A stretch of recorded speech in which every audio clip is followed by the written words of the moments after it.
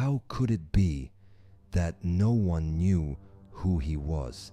How was there not even a single trace that could prove his identity? No name, no record, no past. This story begins in 1948 on a quiet beach in Australia.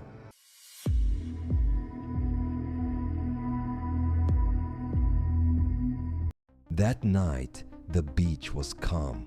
The wind was gentle and the waves rolled in softly. People were walking along the shore, taking their time, enjoying what felt like a completely ordinary evening. Then, someone noticed a man. He was sitting alone on the sand, facing the ocean, leaning back slightly with his legs stretched out in front of him. From a distance, he looked like anyone else, just resting, just watching the sea. A couple saw him. They glanced over and said something simple. He's probably drunk, just sleeping it off. And they walked away, but the man never moved.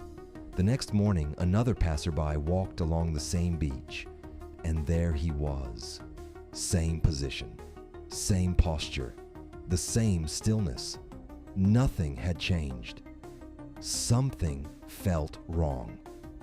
He stepped closer, slowly, one step, then another, and then he realized the man was not breathing. He was already dead. The examination began. At first, nothing seemed unusual. There were no wounds, no signs of struggle, no visible cause of death. It looked ordinary, too ordinary, but inside, a different story was unfolding. His organs showed signs consistent with poisoning. Clear signs. Doctors began to suspect he had been poisoned. It was the only explanation that made sense. But the results made no sense. No poison was found. Nothing at all. No trace. No residue. No chemical evidence.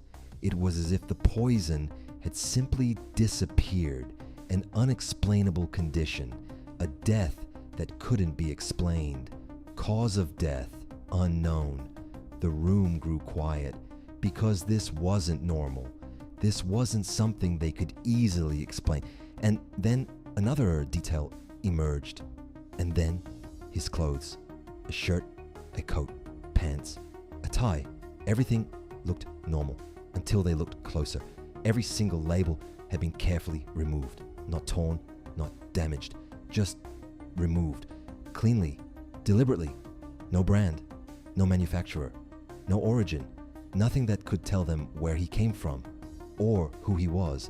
It was as if someone had tried to erase him completely. Not just his name, but his existence. Police checked fingerprints and compared missing persons records. They searched everything they could. But the result was always the same. Nothing, no match at all, no record, no history. It was as if he had never existed. Time passed. The investigation continued, but led nowhere. Leads came and went. None of them lasted. Then one day, a man walked into a police station. He brought with him a book, a Persian poetry collection, the Rubaiyat. He said he had found it in the back seat of his car. He didn't know how it got there. He didn't know who left it. But something about it felt wrong. Police examined the book carefully, slowly. And then they noticed something. The final page had been torn out. Cleanly, deliberately, not by accident. And that missing piece matched perfectly with the paper found in the dead man's pocket. Tamam Shud. It is finished, but clearly it wasn't, because that discovery only raised more questions. Inside the back cover, there was something else. Faint writing, penciled letters, short lines, strange combinations. It looked like a code, not random, not meaningless, something structured, something intentional. Experts tried to decipher it. They studied it, analyzed it, reconstructed it, but no one could understand it. The case made the news. His face was printed in newspapers. People looked at him. They studied his features, his expression, his posture, trying to remember, trying to recognize. But no one did. No one stepped forward. No one said they knew him. It didn't make sense. A face that clear, that human, and yet completely unknown. Police searched everything. Train records, bus routes, hotels, military files, even international records. Nothing. Every path led to the same conclusion. He was nowhere. No arrival. No departure. Not a single trace of movement. So the question became, where did he come from? As time passed, a theory began to spread.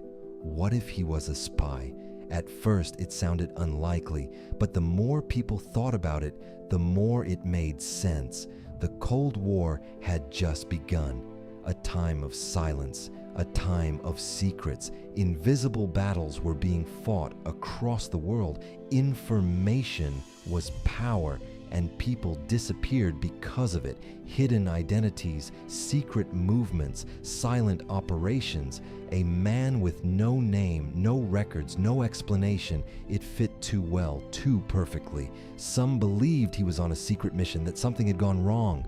Others thought he was a courier carrying information that never reached its destination, and maybe that information was the reason he died. But again, there was no proof, no confirmation, only theories, only speculation. Years passed, then decades. The case faded, but it never disappeared. It stayed in the background, waiting.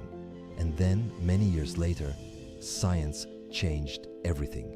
DNA analysis. Researchers extracted genetic material from his hair, carefully, precisely.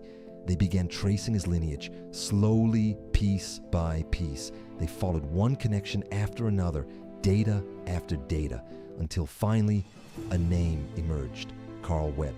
He was real, a real person, a real life. Not a ghost, not an illusion. A man who had lived. A man who had existed.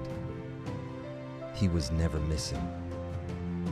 We just couldn't find him. Now we know his name. But what happened on that beach that night, no one truly knows. Why were all the labels removed from his clothes? Why was he there?